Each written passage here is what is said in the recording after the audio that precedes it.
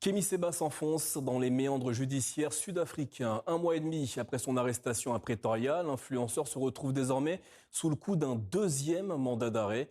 Une procédure d'extradition vers le Bénin a officiellement été lancée alors qu'il comparaît toujours devant la justice sud-africaine pour obtenir sa libération sous caution. Plus de précisions avec notre correspondante Joséphine Klockner.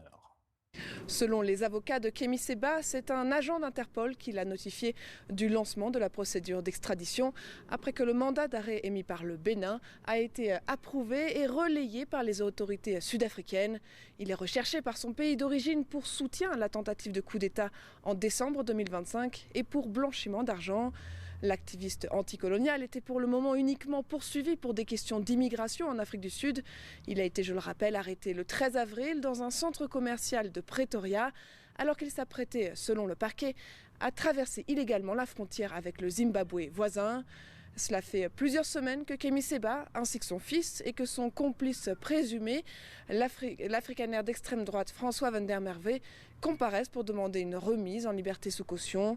Pour Kémy Séba, la procédure va donc s'allonger puisque ce nouveau mandat d'arrêt l'oblige à rester en détention au moins jusqu'au 14 juillet, date à laquelle la demande d'extradition sera étudiée.